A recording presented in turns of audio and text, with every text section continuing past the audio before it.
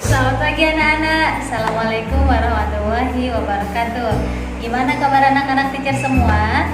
Semoga kita tetap sehat dan tetap semangat. Alhamdulillah kita bertemu lagi dengan teacher-teacher kelas 3. Sekarang kita masih belajar di tema 2 buku 3B, yaitu menyayangi tumbuhan dan hewan. Baik anak-anak, sebelum kita memulai belajar, alangkah baiknya kita berdoa. Ikutin teacher ya. Bismillahirrahmanirrahim. Rabbi zidni ilman warzuqni fahman. Amin. Dengan kita berdoa, semoga pembelajaran kita hari ini mudah dipahami ya, dan terutama tidak membosankan. Tetap semangat. Mari kita perhatikan penjelasan dari teacher-teachernya.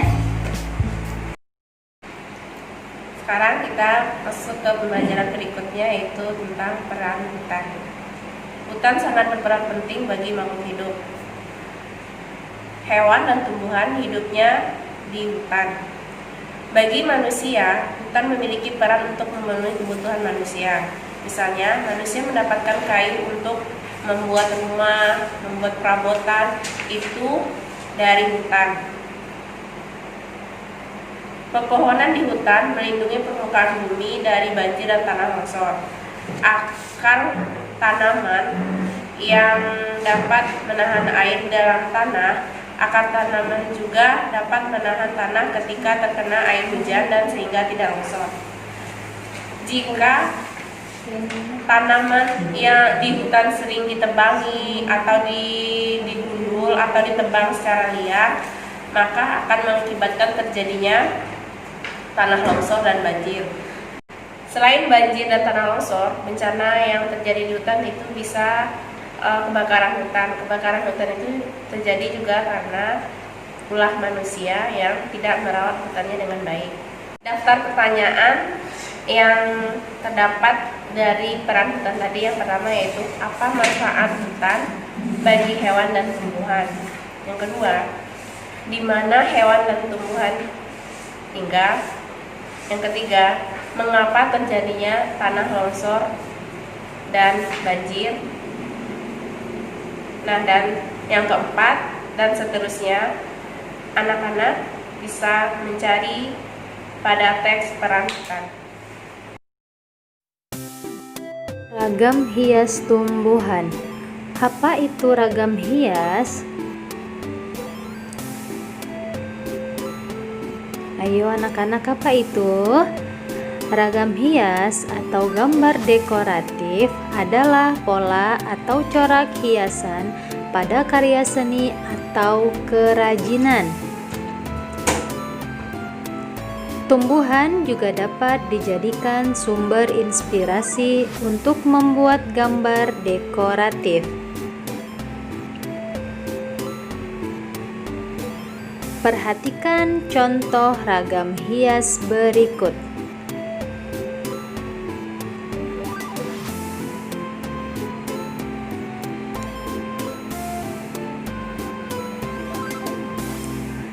Ragam hias bentuk tumbuhan dapat ditemukan pada karya seni tradisional seperti guci, kain tenun, dan kain batik. Ragam hias batik bunga merah yang diapit di daunan menjadi motif dalam batik. Pola unik bunga membuat kain batik semakin menarik, seperti gambar yang di situ ya. Yang kedua, ragam hias batik dedaunan. Daun juga dijadikan sebagai salah satu motif dalam batik. Makna motif daun adalah ceria dan senang, seperti gambar yang tertera. Yang ketiga, ragam hias batik daun paku. Motif daun paku membuat kain batik menjadi terlihat lebih tegas dan mewah. Pembuatan motifnya pun lebih sulit dari motif lain, seperti gambar yang tertera. Kita akan belajar tentang hak dan kewajiban. Nah, tentunya kalian harus paham terlebih dahulu apa itu hak dan kewajiban.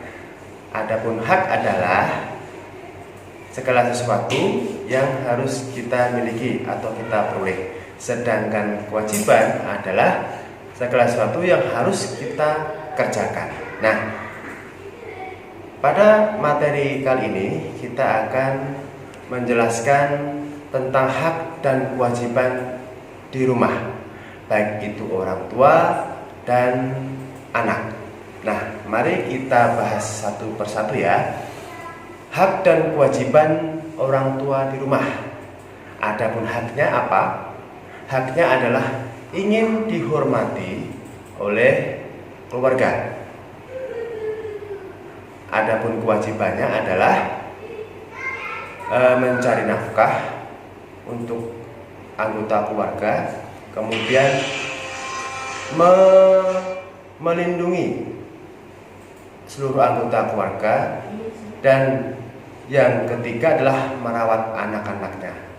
Nah, itu adalah salah satu contoh untuk hak dan kewajiban orang tua di rumah. Nah, sekarang kita akan membahas hak dan kewajiban anak di rumah. Yang pertama, haknya adalah 1. Mendapat kasih sayang orang tua. Yang kedua adalah mendapat pendidikan yang layak. Yang ketiga adalah terpenuhinya kebutuhan sehari-hari, dan masih banyak lainnya. Nanti silahkan kalian cari.